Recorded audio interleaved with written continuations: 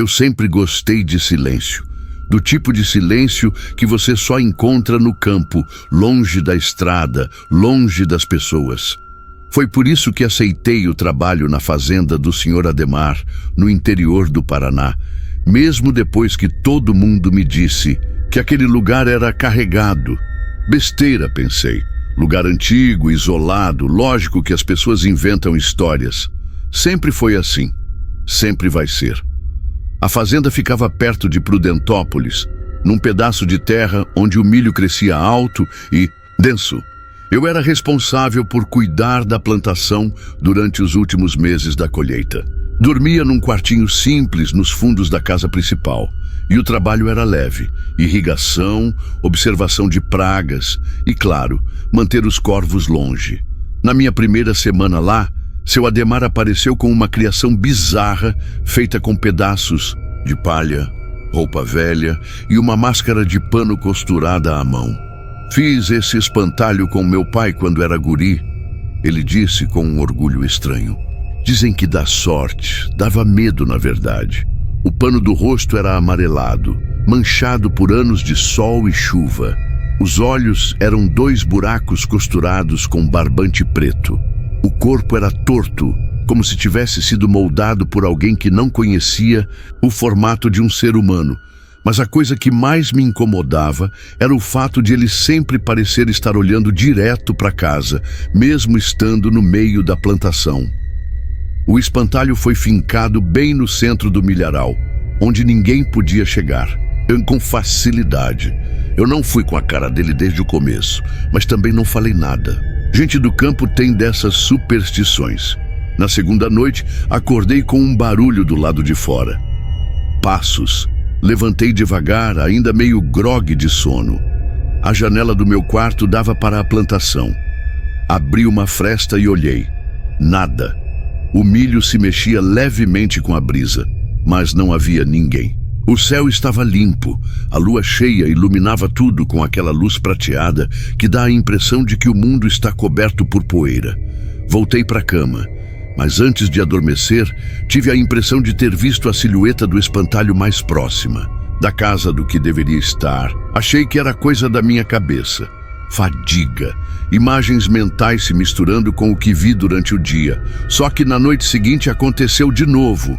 Mesma hora, mesmo som. Só que dessa vez, quando olhei pela janela, o espantalho não estava mais no campo.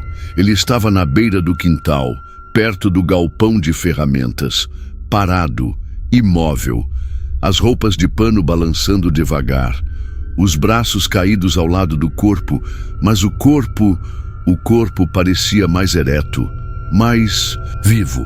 Saí com a lanterna na mão e o coração martelando no peito. Não havia pegadas, nenhum rastro, e quando a luz da lanterna o atingiu, percebi que o espantalho estava molhado. O pano pingava, como se tivesse saído de dentro da terra. Voltei correndo para o quarto. Na manhã seguinte, fui até o milharal.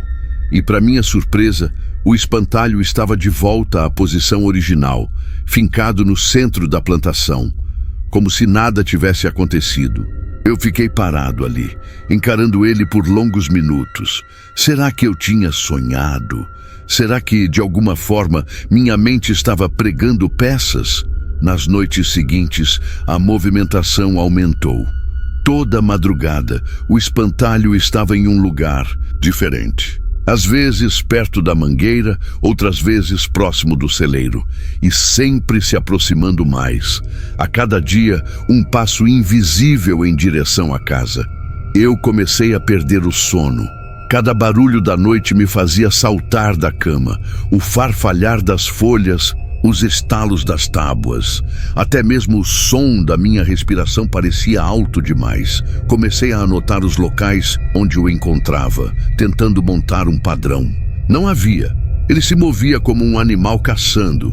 Em um fim de noite mais silencioso do que o normal, acordei com algo diferente. Não era som. Era uma ausência dele. Não havia grilos. Não havia vento. O silêncio era absoluto. Saí da cama e abri a cortina com cuidado. O espantalho estava na varanda, apenas alguns metros de onde eu estava, parado, imóvel. Mas agora eu via o rosto dele mais de perto. E não era o mesmo. A costura dos olhos estava aberta. Dentro, onde deveria haver apenas sombra, havia alguma coisa. Um brilho úmido, quase como olhos de verdade. E o pano ao redor da boca estava rasgado, formando algo que lembrava um sorriso torto e largo demais. Eu já não conseguia mais pensar direito.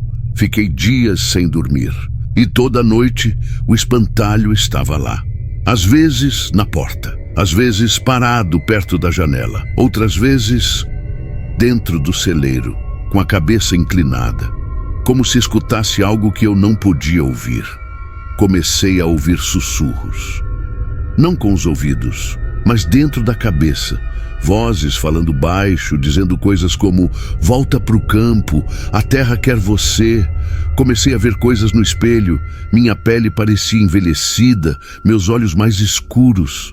Sonhava com a plantação me engolindo, fileiras infinitas de milhos e o espantalho sempre me esperando no fim delas. Num desses sonhos, ele me abraçou. Senti o toque áspero do pano, o cheiro podre da palha molhada. Acordei gritando, com as mãos cobertas de terra. Era como se ele estivesse me puxando para dentro do solo aos poucos. Quando o dia clareou, saí. O espantalho não estava mais no campo, nem em lugar nenhum. Mas no chão da varanda havia pegadas de terra molhada. Várias, como se ele tivesse andado em círculos a noite inteira. Na semana seguinte, fui embora. Não falei com ninguém, não contei para ninguém. E agora, à noite, quando estou quase pegando no sono, ouço um som conhecido, o farfalhar do milho, mesmo que eu more no meio da cidade. E sei que, mais cedo ou mais tarde, ele vai chegar na varanda. De novo.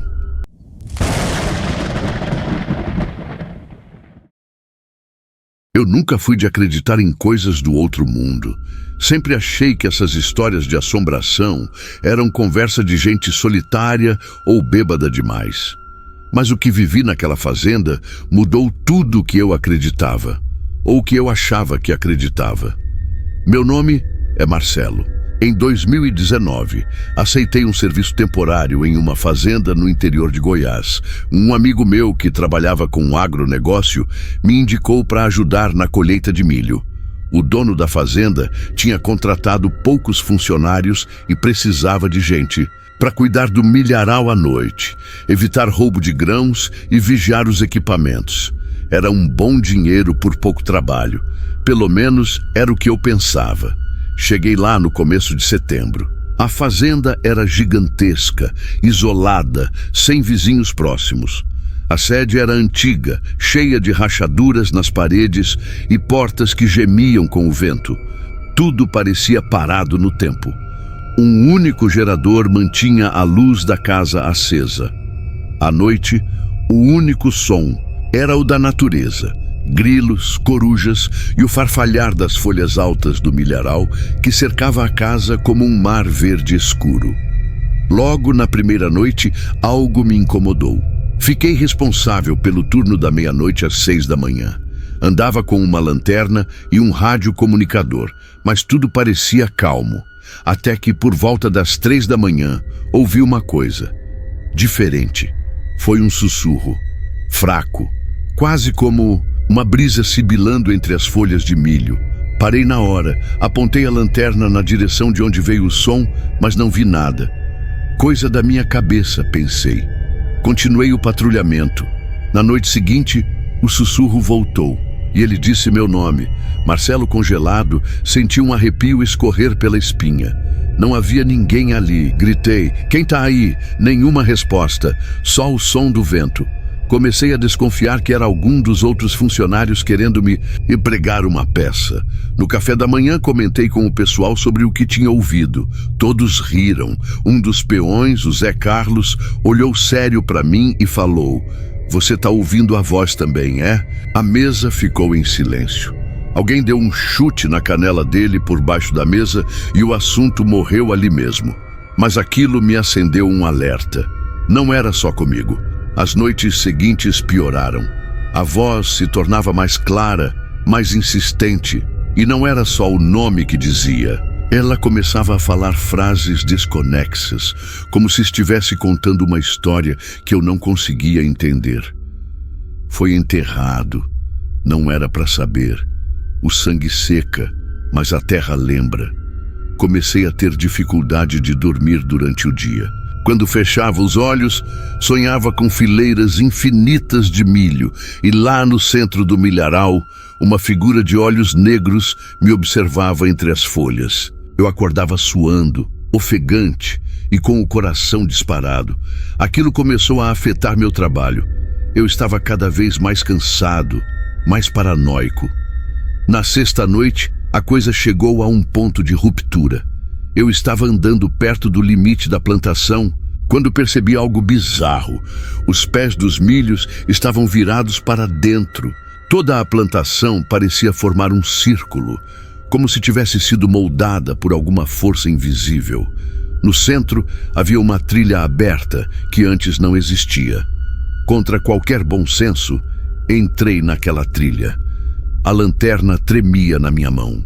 Cada passo afundava na terra úmida e o som dos meus próprios passos me parecia alto demais. As folhas de milho roçavam meu rosto como dedos frios. A cada metro que eu avançava, o ar ficava mais pesado e o som da voz aumentava. Não deveria ter vindo, mas agora não tem mais volta. Cheguei ao centro da trilha. O chão ali estava escavado, como se alguém tivesse cavado às pressas e depois jogado terra por cima de novo. No meio, uma cruz improvisada com 2 pedaços de madeira fincados. Na base da cruz, uma caixa de madeira meio apodrecida. Me ajoelhei, tremendo, e abri com dificuldade. Dentro dela havia um pedaço de tecido ensanguentado e um dente humano. Foi quando ouvi um barulho alto atrás de mim, como se alguém estivesse correndo entre as folhas. Me levantei, apavorado, e apontei a lanterna, mas não vi nada. Só as folhas balançando, como se algo tivesse passado por ali. Saí correndo feito louco de volta para a sede da fazenda. Cheguei tremendo, com a respiração descompassada. Ninguém me ouviu bater na porta. Quando consegui entrar, encontrei Zé Carlos sentado sozinho na cozinha, olhos fixos na parede. "Você viu também, né?" ele disse, sem me olhar. Assenti sem saber o que dizer. "Essa terra foi amaldiçoada faz tempo." Ele continuou. "Dizem que o dono antigo da fazenda, o pai do patrão atual, contratou uns caras para cavar um poço profundo, mas eles encontraram ossadas lá embaixo. Ninguém falou nada, só jogaram terra por cima e fingiram que nada aconteceu. Mas a terra, ela não esquece." Fiquei em choque. Aquilo explicava o que vi, o que ouvi. "A voz, ela fala com você também?" Zé Carlos olhou para mim, os olhos cheios de lágrimas. "Ela quer ser ouvida. E quando você ouve, ela não vai embora nunca mais." Decidi ir embora no dia seguinte. Não peguei nem o pagamento. Só queria sair dali. Mas naquela noite eu cometi um erro. Resolvi queimar a caixa que encontrei. Achei que destruindo aquilo, talvez eu me livrasse da maldição. Joguei álcool, risquei o fósforo e assisti as chamas consumirem o pano e o dente. A voz gritou. Foi a primeira vez que ela gritou. Um urro agudo, doloroso, como se a própria terra estivesse sendo ferida. O chão tremeu sob meus pés. As folhas do milharal se agitaram violentamente, embora não houvesse vento. Corri para dentro da casa e me tranquei no quarto. A noite foi um inferno. A voz berrava, repetia meu nome, dizia que eu havia acordado os que dormiam. Na manhã seguinte, parti, sem olhar para trás. Desde então, a voz nunca mais me deixou. Às vezes, no silêncio da madrugada, mesmo morando em um apartamento no centro de Goiânia, ainda ouço Marcelo. E às vezes, sinto o cheiro de terra molhada no meu quarto. E ouço passos suaves, como se alguém caminhasse entre folhas. Como se o milharal tivesse me seguido.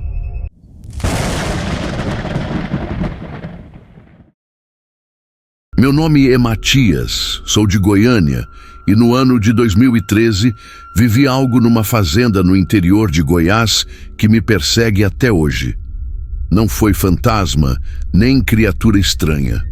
Mas a sensação de estar cercado por um segredo que ninguém quer contar, isso sim é um tipo de terror que não te larga nunca mais.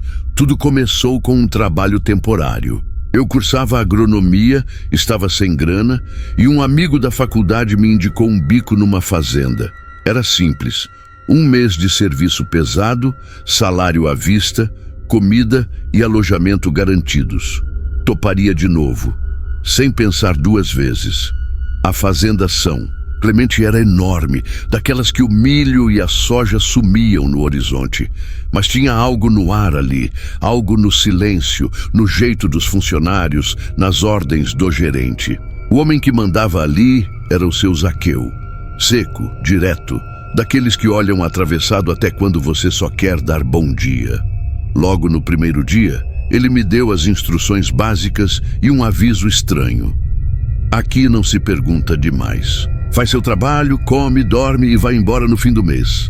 Quem se mete onde não deve, acaba se arrependendo. Dei um sorriso amarelo. Achei que era só papo de chefe rabugento. O alojamento era simples, cama de madeira, ventilador barulhento, banheiro coletivo, mas não me importava. Eu queria o dinheiro. Nos primeiros dias me ocupei com tarefas diversas: descarregar caminhão, empilhar sacas, limpar ferramentas, trabalhar. Em lavoura não era novidade para mim.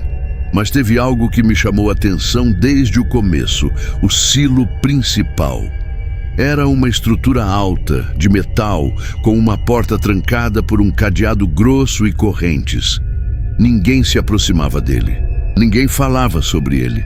Na terceira noite, por volta das 10 da noite, eu estava deitado quando ouvi um som estranho. Parecia vir da direção dos silos. Era algo entre uma batida metálica e um arranhado abafado. Me levantei, fui até a janela. Nada. Mas o som veio de novo, fraco. Toque, toque, toque. Saí do quarto com uma lanterna e fui até lá. O campo estava escuro, exceto pelas luzes da casa principal ao fundo. Me aproximei do silo, tentando ser discreto. O som tinha parado. Encostei o ouvido na estrutura metálica. Nada.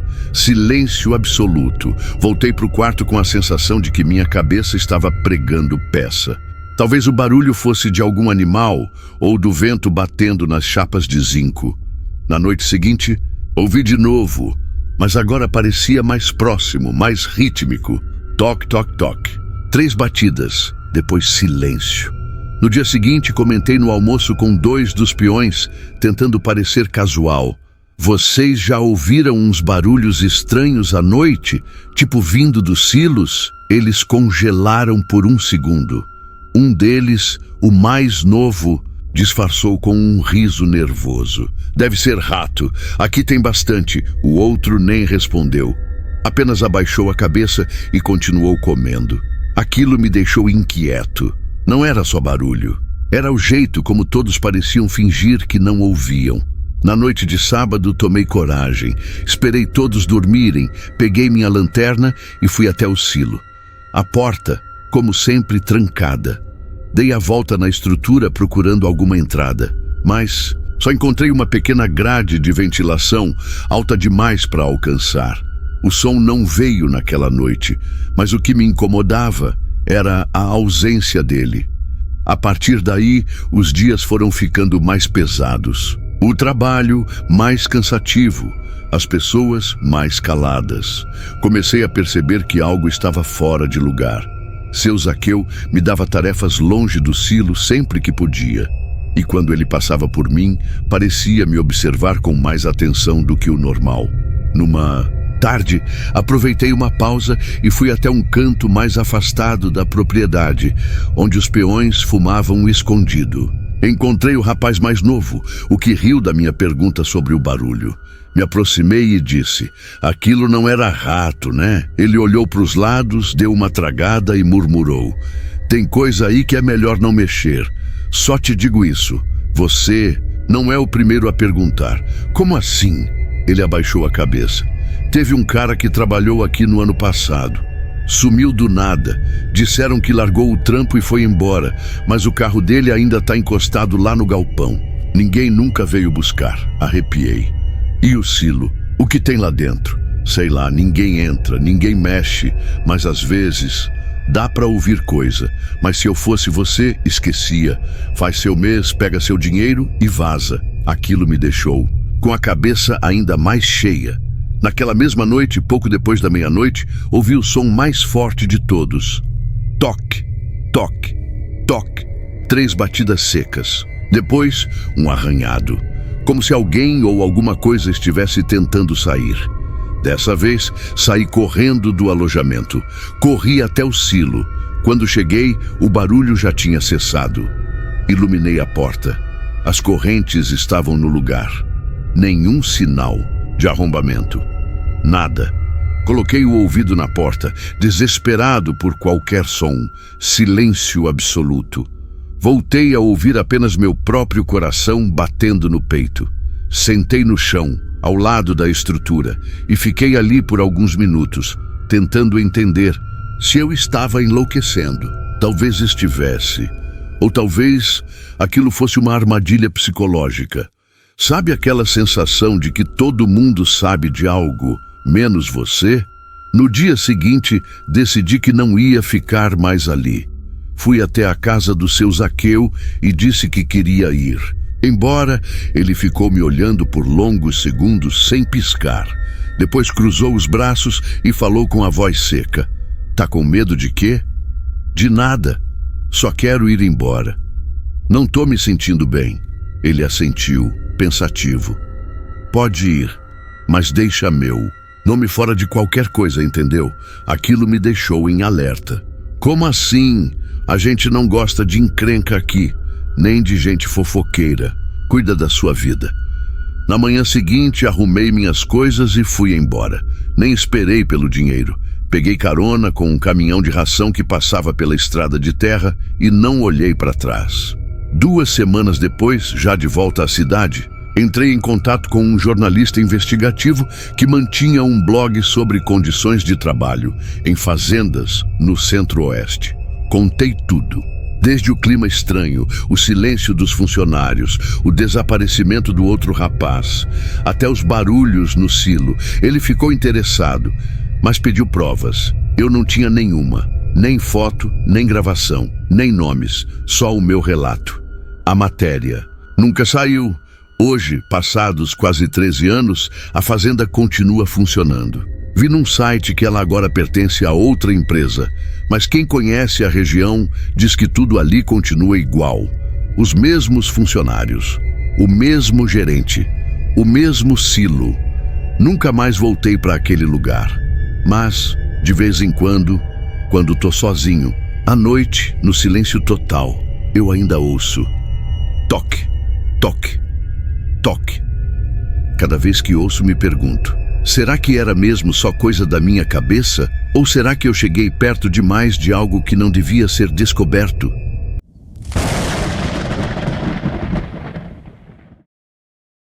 Eu não estava em busca de recomeço.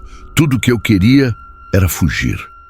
Depois da morte da minha esposa, passei meses vagando por cidades pequenas do interior do Mato Grosso do Sul, afundado em remédios e silêncio. Um amigo distante, talvez por empena, me ofereceu uma casa para reformar dentro de uma fazenda de gado que ele havia herdado no Pantanal. Disse que a antiga sede ainda estava de pé, mas que a casa onde morava o antigo capataz, afastada da sede principal, precisava de cuidados. Fica isolada, mas o lugar é bonito. Você pode ficar lá o tempo que quiser, só arrume o telhado e limpe a parte de dentro. É sua por enquanto. Eu aceitei sem pensar 2 vezes. Só o fato de ninguém me conhecer por lá já era o suficiente. Cheguei num fim de tarde abafado. O céu tinha aquela coloração cor de ferrugem que o Pantanal exibe antes de anoitecer. A estrada de terra levava até a sede da fazenda, onde deixei meu carro e peguei uma das motos. Levei o essencial: uma mochila com roupas, ferramentas, mantimentos e uma garrafa de cachaça que parecia mais remédio do que bebida. A casa do capataz ficava a uns 2 quilômetros da sede, num pedaço de terra cercado por árvores retorcidas e silêncio úmido. Era uma construção simples, com varanda, janelas de madeira e paredes de barro velho. A porta estava aberta. O cheiro de poeira antiga, mofo e algo mais, algo doce, enjoativo, me atingiu como um soco. Passei a primeira noite tentando ignorar a sensação de que não estava sozinho ali. Você já teve a impressão de que a casa respira? Que as tábuas do chão estalam com um ritmo, como se estivessem acompanhando uma respiração lenta? Foi isso que senti. O teto chiava de maneira ritmada. O vento passava pelas frestas com sons que pareciam palavras quase pronunciadas. Na manhã seguinte, comecei a limpeza. A parte mais estranha foi quando encontrei um armário trancado no quarto, de trás. A chave estava presa num prego atrás da porta. Abri com cautela. Dentro, uma pequena caixa de madeira coberta por um pano. Ao tirar o tecido, vi um diário de capa grossa, coberto de terra seca. Era do capataz. O nome dele era Hermínio Ferreira. As primeiras páginas eram normais. Anotações do gado, da chuva, reclamações sobre os peões e sobre o patrão. Mas, conforme os dias passavam, a escrita dele mudava. As frases perdiam o sentido, palavras riscadas, símbolos esquisitos desenhados entre parágrafos. Uma anotação me marcou. O buraco continua gemendo à noite, mas o patrão mandou calar, mandou encher de terra. Mas a terra também geme. Buraco? Que buraco? Na mesma noite ouvi o barulho. Um som abafado, como um lamento. Parecia vir debaixo da casa. Me levantei da rede e fui até a cozinha, com a lanterna tremendo na mão. As tábuas pareciam mais finas ali. Me agachei, bati com o nó dos dedos no chão. Soava oco. No dia seguinte, vasculhei o terreno e encontrei, nos fundos da casa, uma pequena área onde o capim crescia torto, mais alto que nos outros lugares. Cavei. Depois de uns 20 minutos, encontrei o topo de uma tampa de madeira, como uma escotilha. Usei a pá para abri-la, era um poço seco.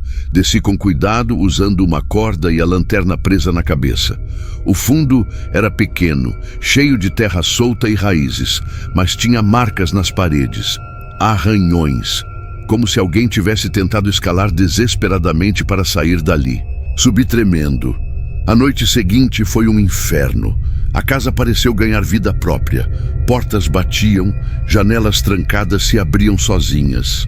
E aquele som, o lamento vindo do chão, agora mais forte, parecia alguém chorando com raiva. No diário, havia uma anotação em letras tremidas. Ele mandou tapar o poço. Disse que era só mais um vaqueiro que caiu bêbado. Mas eu ouvi. Ele gritava por horas. Gritava até parar. E agora ele fala.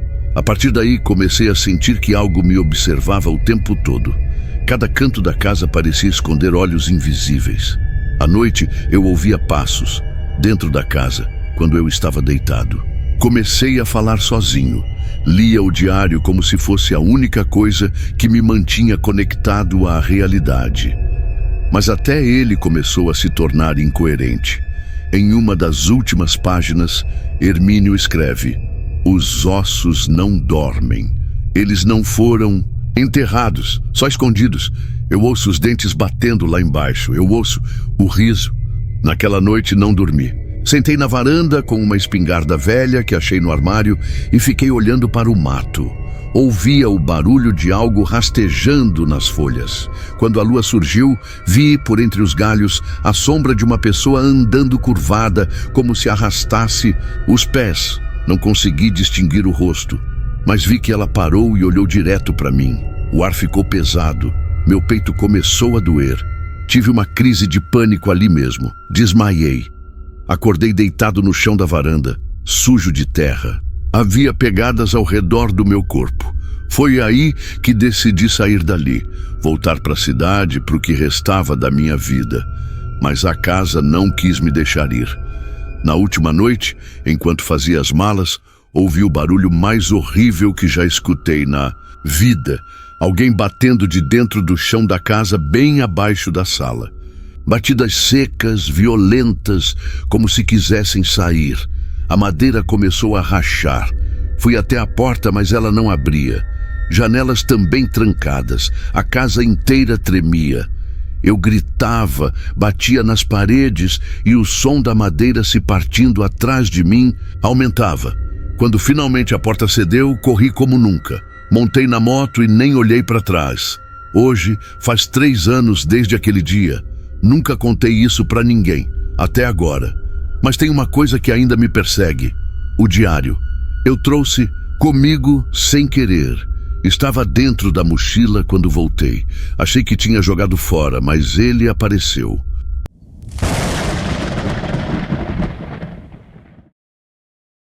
Meu nome é Marcos. Tenho 34 anos e até 2 anos atrás vivia em Goiânia, longe de qualquer terra ou cheiro de esterco. Tudo mudou quando meu pai morreu. Ele era um homem fechado, típico do interior, que pouco falava, mas que sempre teve um certo fascínio por manter a fazenda da nossa família, mesmo com todos os filhos tendo fugido para a cidade. Quando ele faleceu de um infarto fulminante no meio da plantação de milho, eu fui o único a aparecer no enterro. Meus irmãos nem deram sinal. Herdei a fazenda por pura falta de opção. Não queria vender logo de cara, talvez por remorso, talvez por curiosidade. Ela ficava em um ponto bem isolado de Goiás, depois de horas em uma estrada de terra cheia de buracos. Ao redor, só campo, pasto e uma imensidão de milho que parecia engolir o horizonte.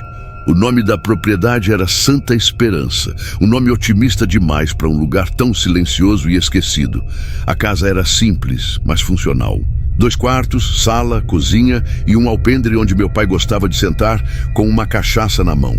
Tudo ali parecia parado no tempo. O rádio a pilha ainda estava na mesa, tocando uma estação AM com chiado. Os móveis cobertos de poeira. E uma coisa me incomodava desde o primeiro momento: o silêncio. Um silêncio que não era natural. Não havia o barulho dos insetos, nem do vento no milho. Era como se o ar estivesse suspenso, esperando alguma coisa acontecer. Na primeira semana, tentei colocar a casa em ordem. Contratei um rapaz do vilarejo mais próximo, o João, para me ajudar com a roça. Ele era quieto, mas eficiente. Sempre que podia, me dava conselhos meio enigmáticos. O senhor não devia ficar aqui sozinho à noite. Essas terras têm memória. Não. Entendi muito bem o que ele quis dizer na hora. Só sorri e continuei trabalhando. Mas comecei a reparar em algumas coisas. Primeiro, havia pegadas perto da plantação, à noite. Grandes, afundadas. Achei que fosse de algum boi solto, mas não havia gado naquela área. Depois, objetos começaram a sumir. Uma enxada desapareceu. O lampião da varanda também. Pensei que poderia ser João, mas ele parecia mais assustado do que eu. Chegou um dia a me dizer: "Tem alguém se escondendo no milho." Achei que fosse brincadeira ou superstição boba do interior. Mas aí eu ouvi. Na madrugada, fui acordado por um barulho seco, tipo alguém pisando em gravetos. Fui até a janela e no breu vi algo se movendo entre os pés de milho. Peguei uma lanterna e iluminei, mas não vi nada. Apenas o milho balançando, suavemente, como se tivesse acabado de ser tocado. No outro dia, João apareceu pálido. Disse que não voltaria mais. Seu pai sabia. Ele deixou essa fazenda isolada por um motivo. Tem gente que vive no mato, gente que não quer ser achada. Ele foi embora sem nem aceitar o pagamento. Foi aí que tudo desandou.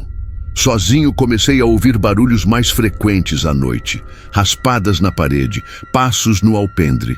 Um dia, acordando, encontrei a porta dos fundos aberta e cravado na madeira da varanda, um facão enferrujado. Era como um aviso. Resolvi andar pela plantação durante o dia, armado com minha espingarda velha. Queria ver se encontrava rastros, acampamentos, qualquer coisa.